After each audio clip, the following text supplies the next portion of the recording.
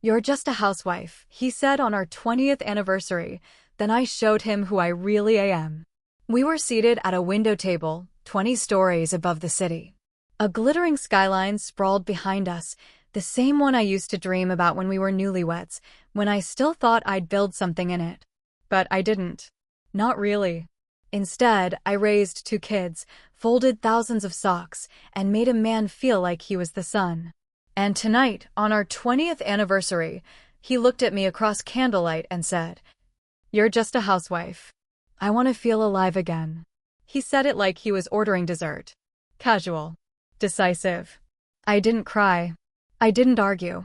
I just placed my napkin down, folded slowly, and smiled. Because I had already started becoming someone he didn't recognize. What he didn't know was that 6 months ago, something shifted. It wasn't sudden. No breakdown. No screaming. Just silence. Reflection. A glance in the mirror one morning, realizing I had become invisible in my own home. So I started learning again. Quietly. I signed up for online design courses. Took early morning runs. Sold old jewelry and bought a second-hand laptop. By the time he noticed, I had already landed my first freelance interior design client. And by the time he made that little declaration at dinner, I had 12. I didn't leave him that night. That would have made it too easy for him. Instead, I stayed. I smiled through the cold mornings and ignored the late-night phone calls from a number named Eleanor. I acted like the wife he thought was too dumb to notice. But I was watching. And more importantly, I was building. My client base grew. I rebranded under a different name. I secured a contract for a boutique hotel in Asheville and landed a feature in a digital magazine. The money came next. And I didn't spend it on shoes or spas. I spent it on a lawyer. It was a Sunday morning when I told him I'd be going to New York for a design showcase. He laughed. "To visit your sister, you mean?" "No," I said, slipping a business card across the table. "For work." He blinked. "Work. That's right." I stood and smiled. Turns out, being just a housewife taught me everything I needed to run a business. Patience. Pressure. Planning. And how to keep going when no one believes in you. He didn't say a word. He just stared. And for the first time in years, I loved the silence. I left him a month later. No drama. No storm.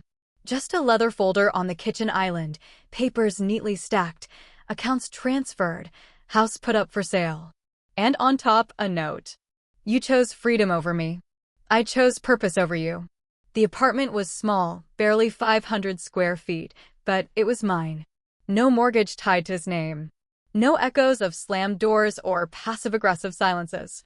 Just clean white walls, a sun-drenched window, and a tiny kitchen where no one rolled their eyes at how I cooked eggs. The key weighed almost nothing, but when I slid it into the lock for the first time, it felt like lifting a mountain off my chest. I stood in the center of the room, alone, surrounded by unopened boxes and an unfamiliar kind of silence. Not the silence of avoidance or contempt, but the kind that hummed with promise. With air I could finally breathe. I didn't rush to unpack. Instead, I opened the blinds, sat on the floor, and let the light spill over me like a baptism. I had found the apartment through a listing online, tucked in the corner of a converted Art Deco building with ivy crawling up the back wall. It smelled like fresh paint and coffee grounds. The landlord didn't blink when I told him I was recently separated. Just handed me the lease, looked me in the eye, and said, "Good luck. Whatever chapter this is for you, I hope it's the one where you win." I signed without flinching. I paid in full. From my own account. That evening, I unpacked only 3 things. My laptop. My sketch pad. A wooden frame that once held a family photo, now replaced with a single page torn from my journal. You get to start again. And this time, you don't need permission. I placed the frame on my tiny desk beside my first real set of business cards. Camila Gray, interior design consultant. Minimal font. Clean lines. No frills. Just like me now. Later, I poured myself a glass of wine and stood barefoot at the window, watching the city blur into 1,000 golden lights. No one called to ask where I was. No one asked what I had planned for dinner. No one sighed when I stayed up too late answering emails. And in that quiet, I realized something. I wasn't rebuilding the life I had before him. I was building something brand new. Something mine. The email subject line read, "We'd like to offer you the contract." I read it 3 times. Then once more, just to feel it land. I didn't scream. I didn't jump up and down. I just sat very still, the way someone might after a long run, catching their breath as the horizon shifts. Because this wasn't luck. It was proof. 3 months earlier, I had submitted a redesigned proposal for a boutique real estate firm, King & Foster, a polished, high-end company known for staging luxury properties for wealthy clients who didn't want to imagine what a home could look like. They wanted the dream, already built. The brief was ambitious. Modern warmth. Boutique elegance. Functional opulence. So I gave them me. I built every mood board with care, soft textures, natural palettes, subtle gold fixtures, light that touched corners and stayed there. No frills. No cliches. No safe beige. And when they asked for a name to put on the concept draft, I didn't use my husband's last name. I used mine. Camila Gray. Now, sitting at my desk with that email glowing in my inbox, I felt the kind of pride that doesn't shout. It breathes.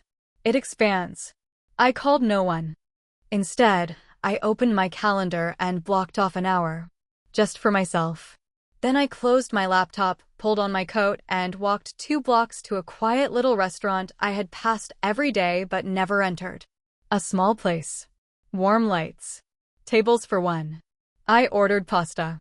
A glass of wine. Chocolate mousse. When the waitress brought the check, she smiled and asked, "Celebrating something?"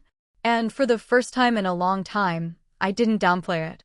I didn't say, "Oh, just a little work thing." I met her eyes and replied, "Yes, I just signed my first major design contract." Her smile widened. "Congratulations. That's huge." I nodded, a lump in my throat. Because it was. I walked home slowly that night, the kind of slow where you savor each step, each light, each breath of city air that doesn't belong to anyone but you. Not once did I think about what he'd say. I didn't need him to see me. I saw myself now. And I liked what I saw. It came on a Tuesday morning, 2 minutes before my virtual walkthrough with the Ridgeview property developers. Unknown caller. I hesitated, thumb hovering over the screen. For a moment, I considered letting it ring. But something in me, a hunch born from years of reading tones and silences, told me exactly who it was. I swiped to answer. "Camila." His voice was tentative. Not cold, not cruel, but small. Like a man no longer sure of his footing. "Yes," I said, crisp and steady. "It's me. I heard from Chase Realty. They mentioned you're handling the entire West Side loft conversion." So that was it. Not concern. Not curiosity. Recognition. His voice carried that fragile, stunned disbelief, the kind that said, "Wait, she was serious? She actually made something of herself?" I didn't flinch. "That's right." There was a pause. I could almost hear the shuffle of his thoughts. "I didn't realize you were still doing this design thing. I mean full-time." I let a soft breath fill the space. "It's not a thing. It's my company now." He gave a weak laugh. "Wow. I mean, good for you. Really. That's unexpected." "No," I said. "It's not." He was quiet. I imagined him standing in that same kitchen where I once folded his shirts, where he once sighed that I wasn't motivated enough, where I used to stir his coffee just the way he liked it. Now, I stirred deals. I stirred futures. "You seem different," he finally said. "I am." He tried to pivot. "Look, I just wanted to say congratulations. And maybe we could talk sometime. You know, catch up." I didn't respond right away. Then, calmly, like I was reading from my own script, I said, "They pay better than silence." And silence was all you ever left me with. I ended the call before he could stammer a reply. Then I blocked the number. Not out of spite. Out of peace. Because I wasn't trying to hurt him anymore. I was simply protecting what I had finally built. Myself. It was a quiet Sunday afternoon when Sophia came to visit. She stood in the doorway of my apartment, now softly decorated with warm neutrals and layered textures, the kind of place that felt lived in, not just survived. Her eyes swept across the room, landing on the framed press clipping by the window. Local designer Camila Gray redefines boutique luxury. She smiled. You really did it, she said, dropping her overnight bag. You really became someone else. I turned from the kettle on the stove and met her gaze. No, I said gently. I became me. We curled up on the couch with chamomile tea and leftover pastries. The sun filtered through the linen curtains as she asked questions, not the surface ones kids ask out of politeness, but the real ones. Were you scared? Every day. Did you ever think about going back? Only when I forgot what it felt like to breathe. She nodded slowly, sipping her tea. Then, after a pause, you just look different now. Different how? I don't know. She looked at me closely, like she was trying to solve a puzzle she had ignored for too long. Lighter. Braver. Taller, even.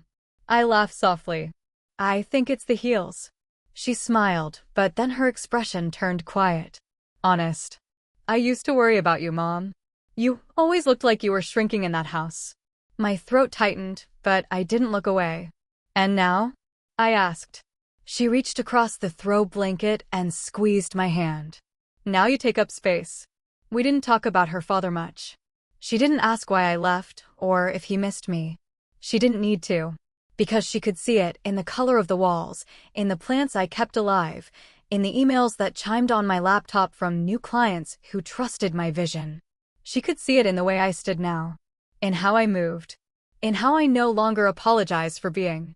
Later that night, she kissed me on the cheek before bed and whispered, I want to be like you someday. I didn't cry. I just tucked her in, turned off the light, and stood in the hallway for a moment longer than necessary.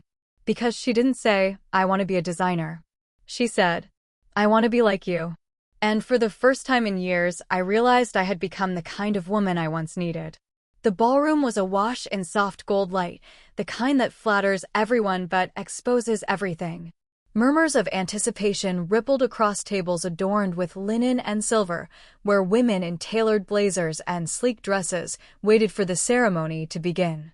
I stood backstage, holding a no card I didn't need.